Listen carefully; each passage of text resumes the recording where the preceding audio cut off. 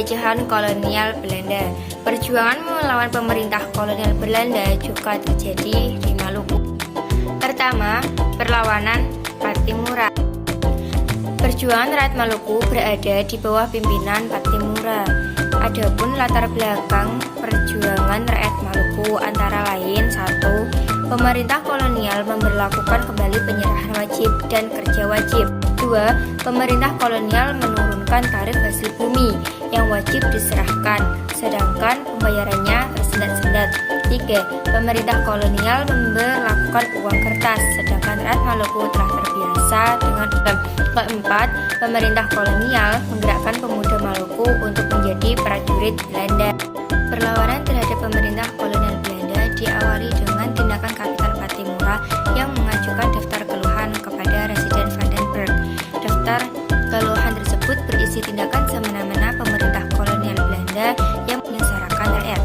Tetapi keluhan tersebut tidak ditanggapi oleh Belanda, sehingga rakyat Maluku di bawah pimpinan Kapitan Pattimura menyerbu dan menyerang benteng Dorstad di Saparua. Dalam pertempuran tersebut, Residen Vandenberg terbunuh. Akibatnya Belanda semakin terdesak. Untuk mengatasi keadaan tersebut, Belanda mengerahkan segenap kekuatannya untuk melawan rakyat Maluku. Akhirnya pada awal Agustus 1817, benteng Dorstad dapat direbut kembali oleh Belanda.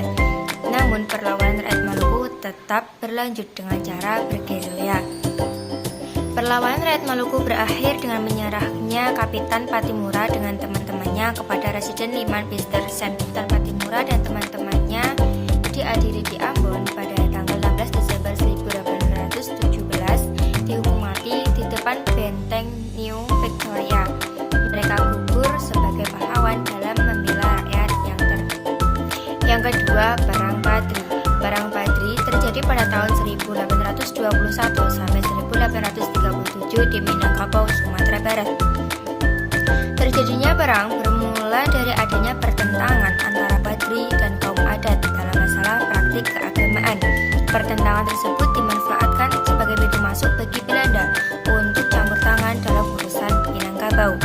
Dalam melaksanakan pemurnian praktik ajaran Islam, kaum Padri menentang praktik berbagai adat dan kebiasaan kaum adat yang dilarang dalam ajaran Islam. Kaum adat yang mendapat dukungan dari beberapa pejabat menolak gerakan kaum Padri. Perang Padri dibagi menjadi 3 fase.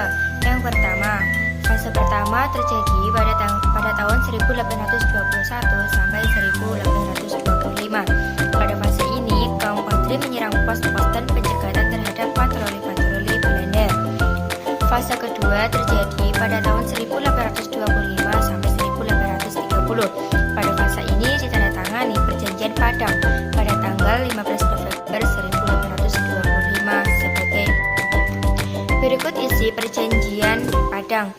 Yang pertama, Belanda mengakui kekuasaan pemimpin Padri di Batu Sangkar, Suroaso, Padang Guguk, Sigandang, Agam, Bukit Tinggi, dan menjamin pelaksanaan sistem agama di daerahnya.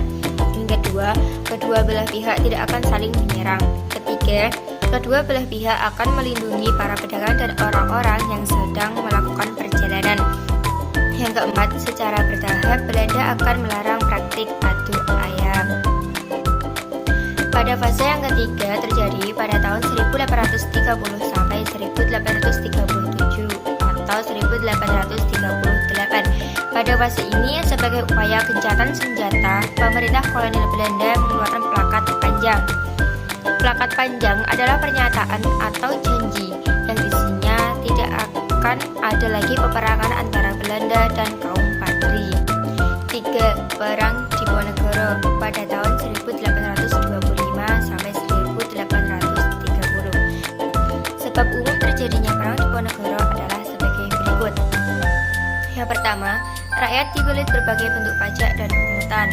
Yang kedua, pihak keraton Yogyakarta tidak berdaya menghadapi campur tangan politik pemerintah kolonial. Yang ketiga, pihak keraton hidup mewah dan tidak memperdulikan penderitaan rakyat. Adapun sebab khusus terjadinya perang Diponegoro adalah sebagai berikut. Yang pertama, Pangeran Diponegoro tersingkir dari elit kekuasaan karena menolak berkompromi dengan